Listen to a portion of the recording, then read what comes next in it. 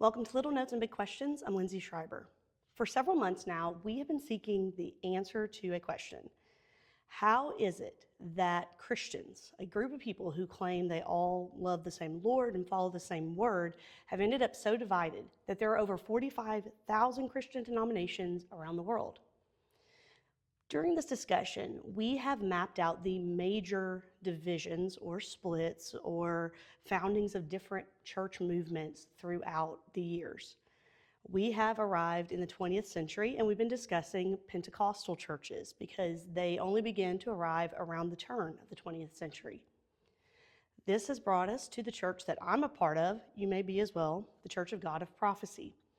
We've already spent a couple of weeks discussing the founding of the church, but in case you missed it, I want to give you a little bit of information so that where we're going next makes more sense. Originally, the Church of God of Prophecy was known as Church of God. That is a name that has been carried on through another denomination, and you're going to learn a lot about how that division came to be. As a quick note, you may have heard, if you are familiar with these two churches or with the split, you may have heard of the Church of God being referenced as the elders. The reason for that is becoming more clear, that when the split happens, essentially by that point there had been a board of elders who were placed. They were originally meant as advisors to the general overseer, to the leader of the church, but depending which side you want to believe of the story and how it all went, there becomes division over whether or not that council should have really the right to run the church versus that man who had had the vision for the church originally. So when we talk about the Church of God and we hear the term elders used, that's why, because it was the elders on that committee who carried on with that name, and we will explain that as we go on. One brief note, if you follow me on my personal social medias, you may have noticed something happened this past week. As we were building up to discuss the founding of the Church of God of Prophecy and that division with the Church of God, I had been reading a lot out of the history books, as it has been recorded, about some particulars of the split.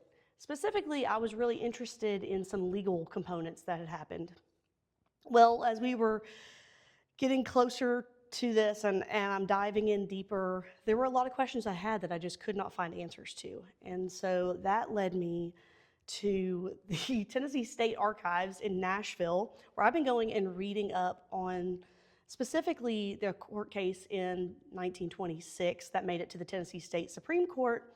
I'm sure I will talk to you more about that later, and I'm really excited about the things I'm getting, but I'm sharing that with you to say there's probably going to be more insight to come in the next few weeks as I slowly make my way through those files. It takes about 3 hours per file, and I believe there's over 25 files. So it's taking me a little bit of time, so there may be some extra information I give you in the weeks ahead. So I hope that you stick with me until we get to the end of this discussion, because there's so much, and there are so many things that I think have been unclear over the years because people have just passed on a story that they heard and didn't go back and see the actual documents, and it's hard to find those documents even when you read in these books. So with that, let's go over a quick review of where we are in the story of the Church of God. Last week we began to unravel the split of the church. While we discussed 3 topics, divorce and remarriage, theocratic government, and allegations of misappropriation, we hammered out that really that second issue was probably the greatest cause of the split, a disagreement over the governance of the church. Again, by way of review, let's talk about what the governance had looked like.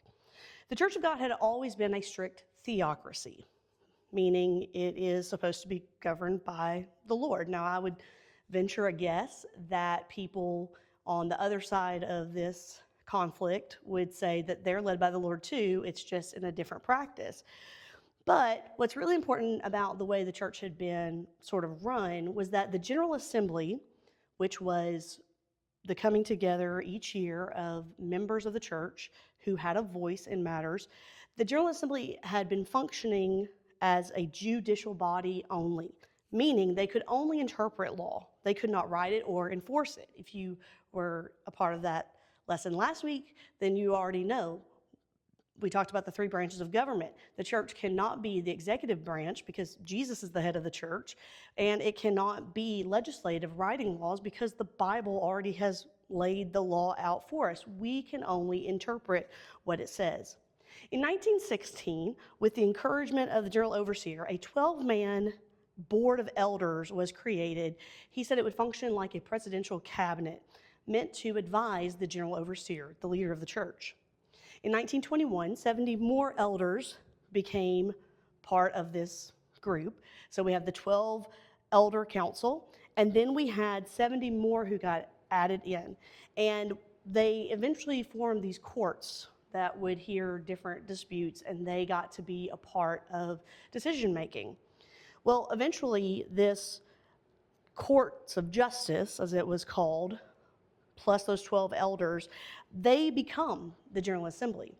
And a new constitution gives them the power to write rules and to govern local churches. So it went from there is one man who is leading the church, but everyone who's there present at the General Assembly gets a say or a vote and can ask questions about the matters of the church, to now we have what is technically known as an oligarchy, which is where a small group of people are making the decisions for a large group.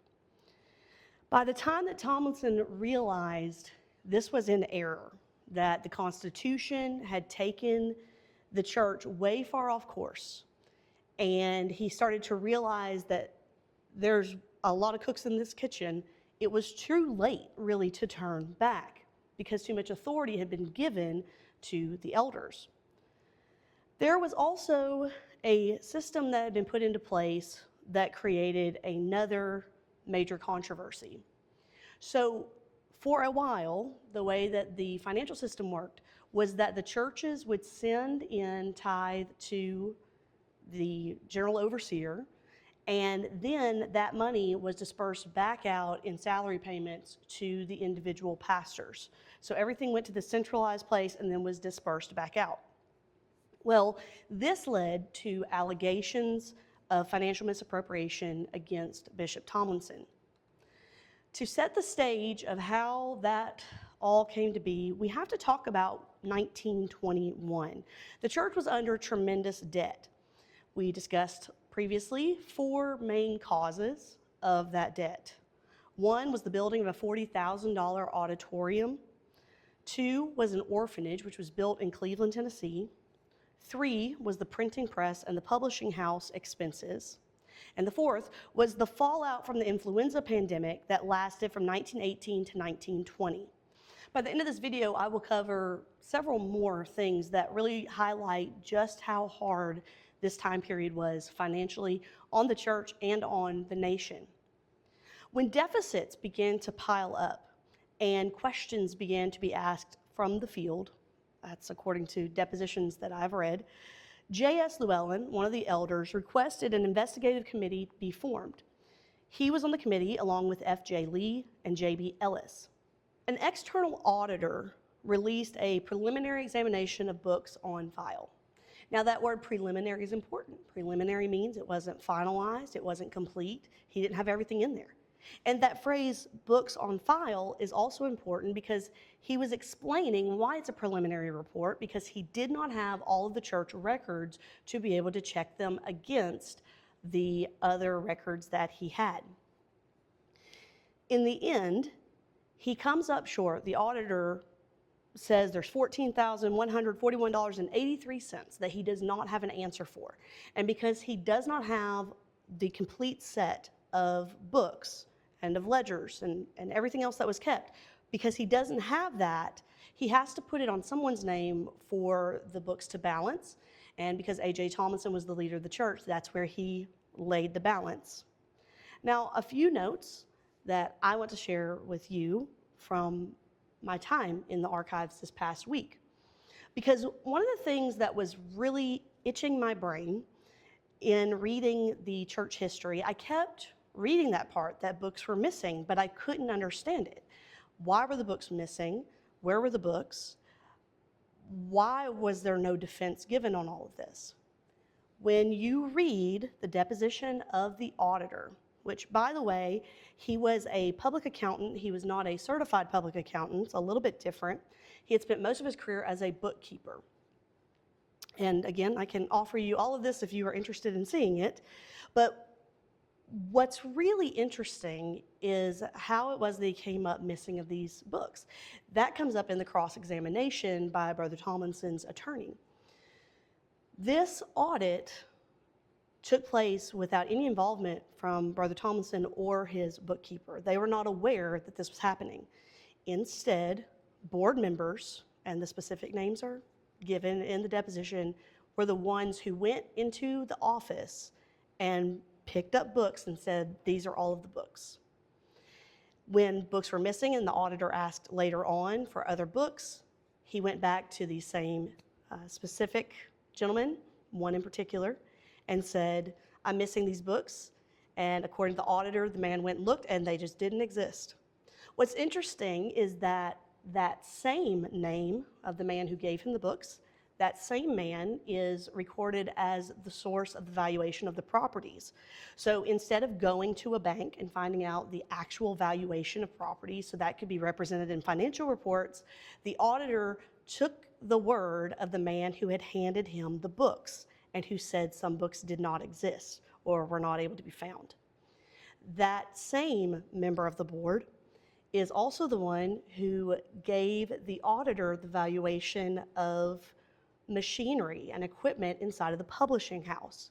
And when, on cross-examination, the auditor was asked, why did you just take that man's word for it? He said, well, he's an expert in printing. The attorney said, how long have you known him? He said, I just met him during the audit. Then how do you know that he is an expert in printing? And he said, because that's what he told me he was. So over and over, you see Bishop Tomlinson's attorney rightfully asking the question, do you make it a habit of writing financial statements and documents and audits based on just trusting what somebody says to you? Which, of course, he says is not the case, but in this case, it was. When there were discrepancies and he just didn't know what to call it, he would write down A.J. Tomlinson's name. The attorney also asked him, did you go and ask Brother Tomlinson this information? No. Why didn't you ask him? It wasn't my job, essentially, is the answer that you get back. I say all that to say, in the books that I have read, and I hate to say it this way, but from our quote-unquote side, and I now have some access to some from the other quote-unquote side that I'm looking forward to diving into, I actually think we have fallen woefully short of explaining just how unfair this audit really was. Because at every turn, there is one name mentioned over and over and over again. This one man, the one who pushed for the audit, the one who sped the audit up, the one who actually later the auditor says, he was questioned about why he hadn't gone back further, and he was told that they weren't going to essentially pay him to go and do more than what they specifically wanted found. Same gentleman's name there. It's really hard to read this and not feel like there was a setup, which is what is going to be said later on. Well, the other issue that came up in all this, and really what allegedly prompted the initial audit, was a shortage in ministry tithe. I told you before that the way the system worked, everyone would send money in to Cleveland, Tennessee, and then the general overseer would disperse that back out to ministers. So sometimes you see it called the minister's fund or the preacher's fund. In sworn testimony, I read that what was happening was that there were pastors out on the quote-unquote field who had told leaders in the church that they were being shorted in their checks. They weren't getting as much money as they were supposed to get. And that, they claim, is what started the whole investigatory process. Well, what happened? When notes began to come due on that expensive auditorium and other holdings, such as the publishing house, Bishop Tomlinson exercised his right to reallocate funds and moved monies from the minister's pay fund to these line items to avoid foreclosure and church bankruptcy. He intended on paying the minister's fund back once money came in through the publishing house, but enough did not come in to replace what had been reallocated. The publishing house produced a lot of things, but most importantly to our story is a publication, a magazine, and they could sell ad space in that, and they also sold subscriptions. There was another sort of side thing we might go into later about a loan department where money had been coming into that as well. But essentially, Tomlinson did what churches do in a lot of places, which was that money was essentially put into one spot and you pulled out what you needed and you would move it as it needed to be moved. It was not embezzlement, which was the word that was, I believe, erroneously used, because Tomlinson never benefited off of any of it. It was reallocation. Now, was it wise to have done it? I'm not even looking to debate that right now.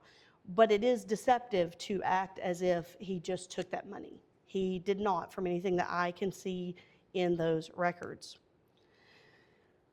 Bishop Tomlinson, when he realized he wouldn't get enough money in to repay that preacher's fund, he went to the elders and admitted he had messed up in doing this. I will also tell you that in sworn testimony, I have read some statements that it was not Brother Tomlinson's idea to begin with. It was the idea of someone else on that committee, but he is the one who carried it out. He apologized to the elders, and then he promised to apologize to the assembly in 1922. He also wrote the ministers whose checks were shorted, promising repayment as soon as possible.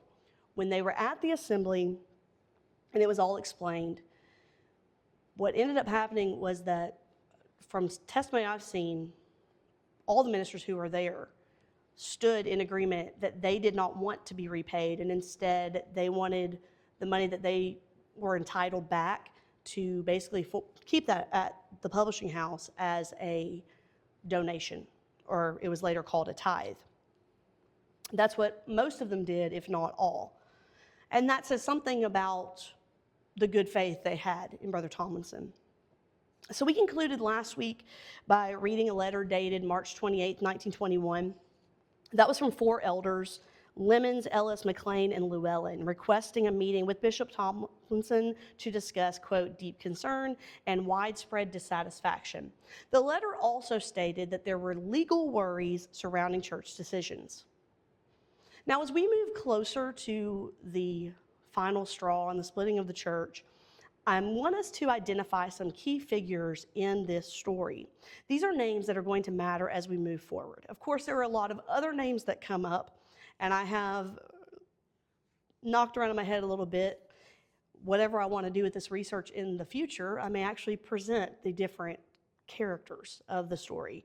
But for right now, I'm going to give you the 5 main figures, I believe, that matter in understanding the split. Number 1 is A.J. Tomlinson, the first General Overseer of the Church of God and founder of the Church of God of Prophecy. Number 2 is A.J. Lawson. He was a Cleveland realtor, General Treasurer of church under Tomlinson after the split, the General Manager of the Bureau of Information of the church, founded to, quote, inform people of actual happenings. I'll explain that more in a minute. He was also a key figure in loans. Oftentimes you would see his name along with Brother Tomlinson when they were taking out notes for property. J.S. Llewellyn was a carpenter and a businessman who once worked with A.J. Lawson. He was editor and publisher of the Church of God Evangel, one of the 12 elder board members, a state overseer and committeeman, supreme judge in the Court of Justice, called the driving force behind the Constitution, and considered a lead protagonist in the split. I would argue he is the lead protagonist in the split, particularly because when I was telling you about that audit and who was the point man to get the books and who was the one giving the valuations and who was the person who presented themselves as a publishing expert, that was J.S. Llewellyn. Next, we have F.J. Lee. He was the first general overseer of the Church of God after the split. He was a supreme judge in the court of justice and considered a lead protagonist in the split. He was also the second superintendent in the Bible training school. The Bible training school began in the council chamber of the publishing house in Cleveland in 1918. Lee was the second superintendent. Can you guess who the first was? It was A.J. Tomlinson. One of the greatest successes Tomlinson had in his time leading the Bible school was a very successful correspondence course, which started in 1919 for students who couldn't travel. That correspondence course had 788 students enrolled in the first year. What's really interesting is that you can go and read sources right now on the website of the school that this school eventually morphed into, and it praises Brother Tomlinson's efforts and how impressive this correspondence course was. But what you find in the depositions and in the evidence file is that there came a point that these elders sent a list of what they called corrections. I think there were 14 corrections that were sent to Tomlinson. Basically, their demands, things they wanted him to change and things they wanted him to do differently so that people would be satisfied with him. And one of the things that the elder said was that nobody was happy with the school, and basically he had failed at leading the school. But like I said, now you can go back and look and see that actually he was very successful and really ahead of his time. In the year after the split, enrollment steeply declined and the school was expected to close. But F.J. Lee is credited with saving the school. And from what I read, it came at great personal sacrifice of he and his family.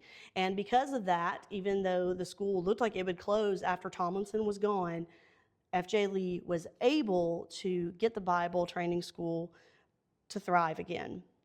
And in honor of those decisions that he made and the work he did, the school was renamed in his memory in 1947. And that is why the Bible training school started under A.J. Tomlinson has now gone by the name of Lee University. Tomlinson, Llewellyn, and Lee made up the first executive council in 1922. That is an extremely important advancement that happens that leads to the eventual split. All four men I just gave you, A.J. Tomlinson, A.J. Lawson, Llewellyn, and Lee, were all on the publishing committee. And that brings me to the last key figure in the split. I actually think it might be the most prominent character in this split, because this one is the thread that goes in the buildup of the church, the growth of the church. It is a major player in the split, and afterwards becomes a huge deal in litigation that moves forward. The fifth character we need to talk about is the publishing house. The publishing house is central to the story of the Church of God. Let's start by talking about the successes and how it was a part of the growth of the church. It's important because Brother Tomlinson's willingness to risk his reputation for the publishing house makes more sense in light of his history in publishing. In 1894, Tomlinson and J.B. Mitchell formed the Book and Tract Company to distribute Christian literature and provide revenue for home missions. From 1901 to 1902, Tomlinson published Sampson's Foxes, a monthly paper sharing news from his mountain missionary work, along with articles on holiness and divine healing. In 1904, Tomlinson and M.S. Lemons launched The Way, a newspaper that promoted the doctrines of salvation, sanctification, and divine healing. The paper ended in September of the next year to give the publishers more time for pastoral and evangelistic work. In 1908, Tomlinson became a corresponding editor of The Bridegroom's Messenger. That was a publication coming out of the ministry of G.B. Cashwell. If you recall, Cashwell is really credited as being the one who really brought Pentecost to the South. It was under Cashwell's ministry that Brother Tomlinson received the baptism of the Holy Ghost, and then Tomlinson begins to write for that publication. March 1st, 1910 is the launch of the Evening Light and Church of God Evangel. This was the Church of God's first official publication. The title was eventually changed to The Church of God Evangel and continues publication to this day. In spring of 1913, the first publishing house was built in Cleveland. It had to be expanded 3 times with Tomlinson as editor. The authorization of the expansion in April of 1919, when there was not enough money to pay for it, would be one of the causes of the issues that come up for Tomlinson. The Evangel building was built on a lot donated by A.J. Tomlinson and his wife, and it cost at that point around $6,442. The Faithful Standard magazine was edited by A.J. Tomlinson. The first issue came out in April of 1922 and had 8 issues produced, resulting in a net profit of $60. The subscriptions were $1.50 a year, and they sold ads. Llewellyn took over as editor and publisher in December of 22 when it was discontinued as a product of the church, and publishing was moved to Faithful Standard Publishing Company in New York. It was then managed by Homer Tomlinson, with A.J. Tomlinson's name remaining as editor, but it was discontinued in October of 1923. Tomlinson could see the value in publishing from a soul standpoint because he could see the effect of getting these stories out.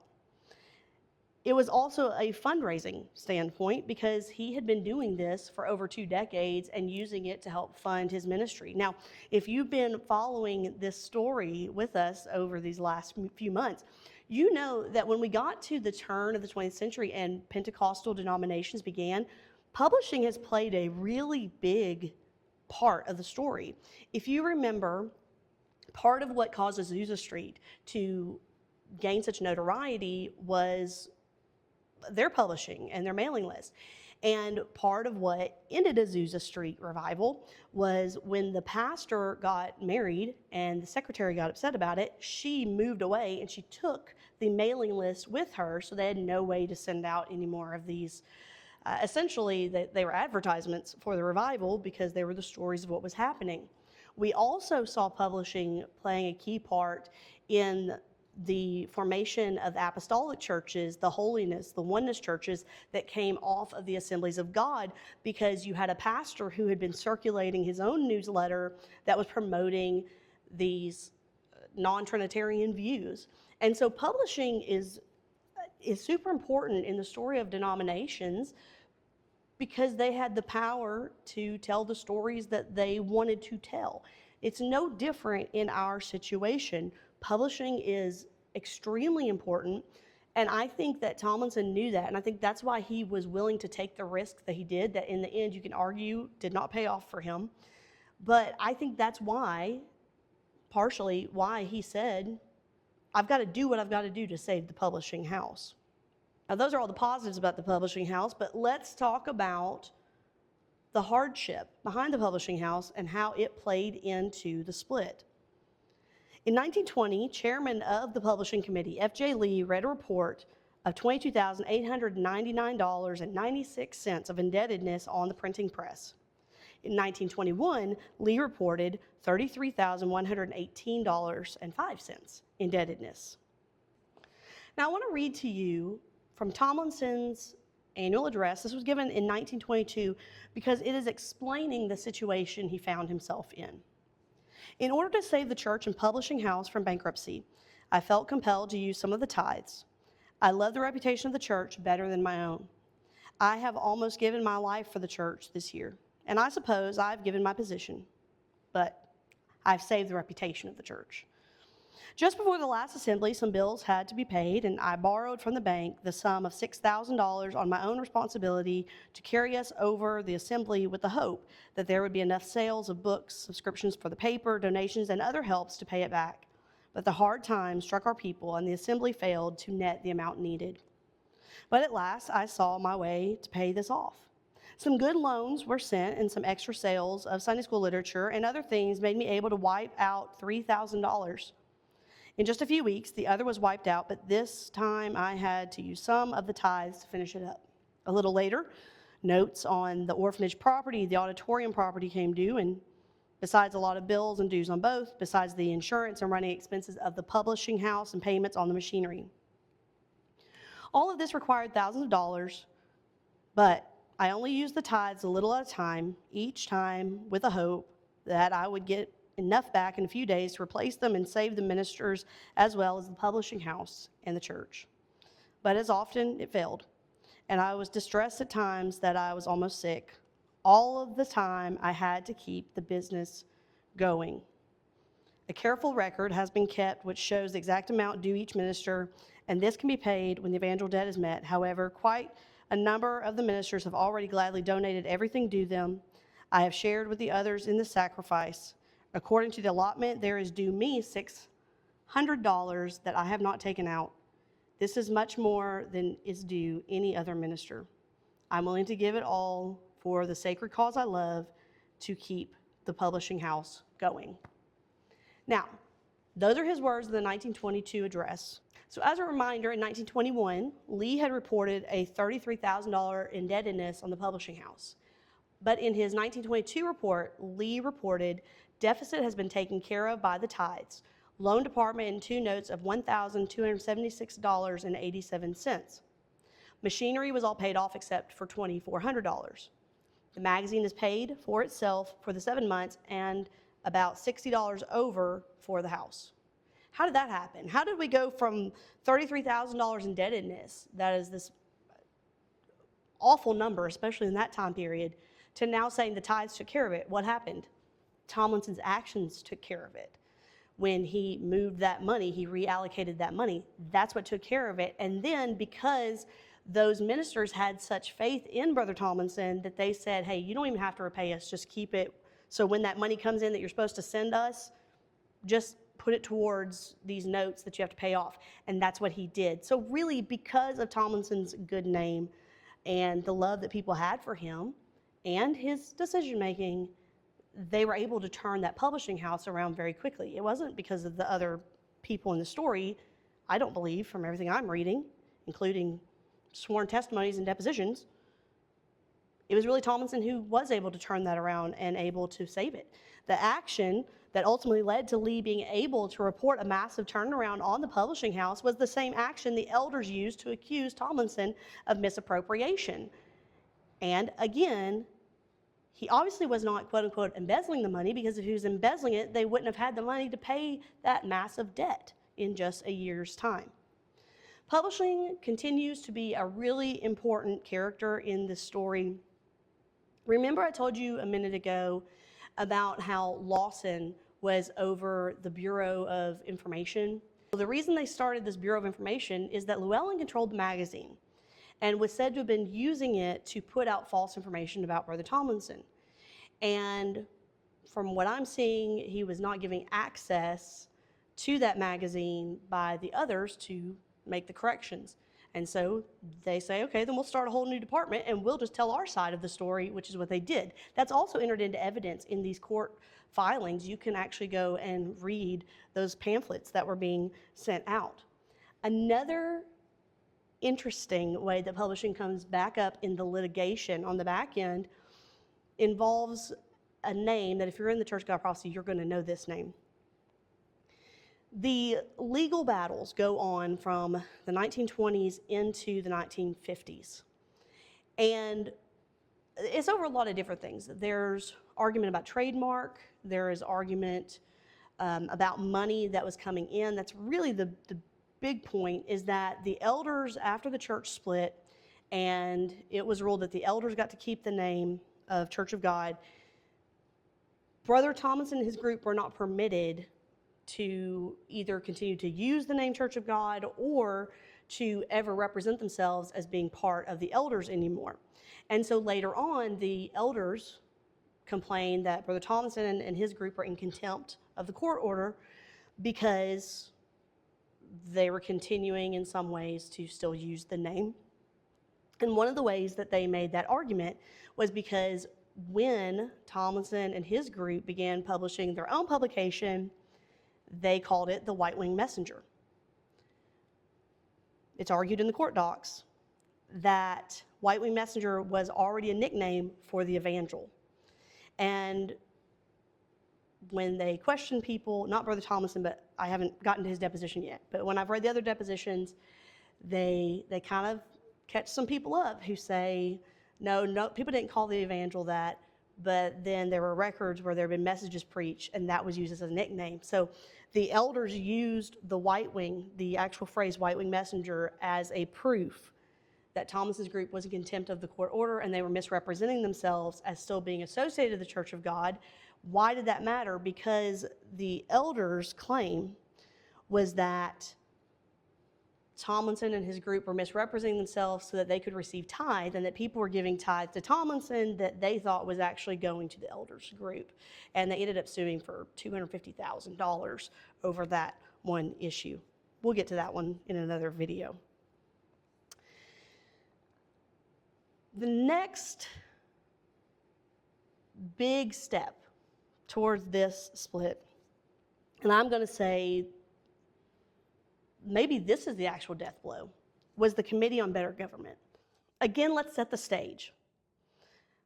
These statistics are from a press report from September 30th of 1921, and this is reported in the book Foundations of the Church of God of Prophecy, Concise History, Polity, Doctrine, and Future by our recently departed Bishop Adrian Varlack, very important man in our movement, whom we will greatly miss him, but it's definitely heaven's gain for Bishop Varlack to be there now. In 1921, 20,000 U.S. businesses had failed since the start of the year. 3.5 million people were unemployed. They were 2 years post-influenza pandemic, and the post-World War I recession was in effect from May 1920 to November of 1921. Now, what's interesting as a footnote here, for decades after the split, people would no doubt have these conversations about it, but they could not have had the perspective that we can actually have because we've been through a pandemic.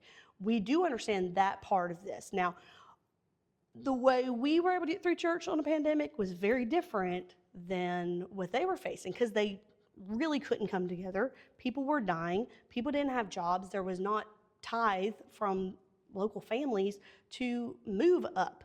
And so at least when we had our pandemic, obviously there was a lot of people who were not working, so there was not tithe coming in. However, those who were working had different means to get the tithe to the church. That was not the case, and that is reflected in that same book by Bishop Varlack with a church statistical report from 1921, and it showed that the tithe in 1921 was $79,557 for the whole organization. That had dropped 51% in 1 year. Half the tithe was gone in 1 year.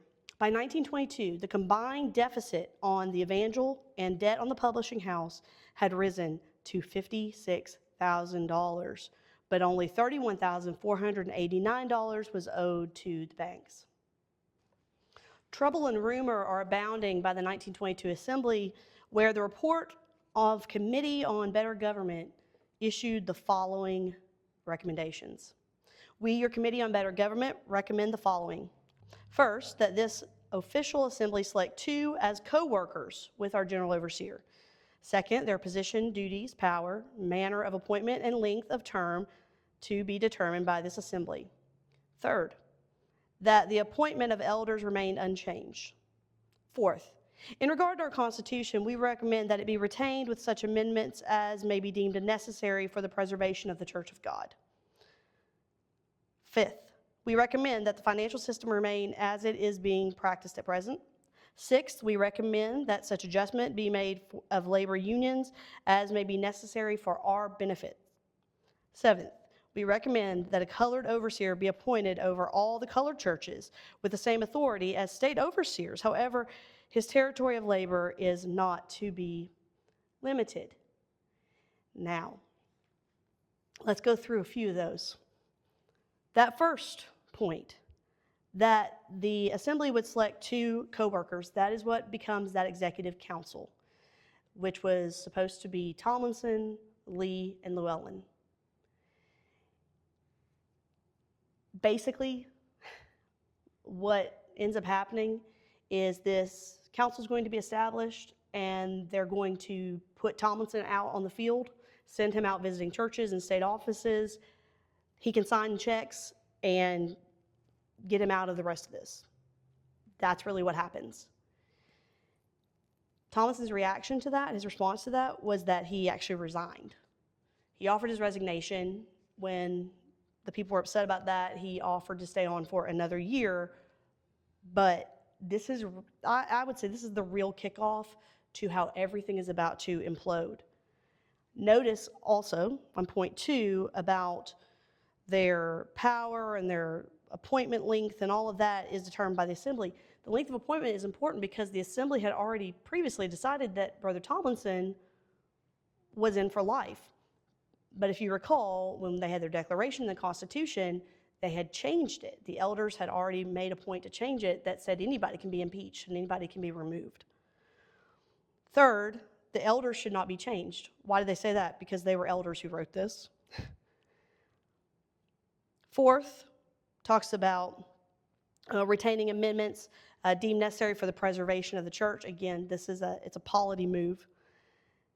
Sixth was about the labor unions. If you go back and read Brother Tomlinson's annual address from this year, from 1922, there is a section on labor unions because one of the teachings in the church had been that members are not supposed to be a part of secret societies. And so he makes a point to talk about labor unions because there are people who felt like they had to be a part of a labor union to work, or they lived somewhere where they really did have to be a part of it. I remember this is a time of a lot of upheaval in that realm and in that world. And so he had made some reference to it. It's also going to matter because Llewellyn had wanted to have a wholesale company, basically, where in documents he says that it would have given church members basically the same sort of privileges like people would have in a labor union together. They could go in and make purchases and things like that. And then the seventh one is important in light of something I hope to explore a little bit more deeply later on, that they wanted to give the, quote, colored churches their own overseer. I think that's really important because I'm hearing more and more on a theory that part of the issue that people have with Brother Tomlinson is because he was striving to have this integrated church, and that was problematic. And so the idea that the same people who are essentially diluting his authority and then eventually going to take the authority from him, that those same people who they do go through some interesting racial stuff in their version of the church that continues on, it does seem to add some credence in my mind that here we see the first step of, in my opinion, that feels very segregated in my mind, what they're discussing doing right there. We will continue the saga next week. Please continue to pray for me as I keep going deeper in this journey. I've been asked what I'm going to do with it all, what my plan is. I don't know. I just know that I want answers, and I want answers that I don't think are biased in any way. I don't want answers that are shaded based on people's personal feelings or affinities. I want to know the truth. And so far in what I'm reading, the truth that I have found has been that Brother Tomlinson was a good man who was doing his best with what he had. He was a visionary man. He was a meticulous man. But maybe the meticulousness did not flow through in every other area and those that he always worked with. That's what I'm finding, and I will continue to report back my findings to you. So I'm glad you joined me on this journey, and I hope you can see the value in it, and I hope it's been a blessing. I will see you next week.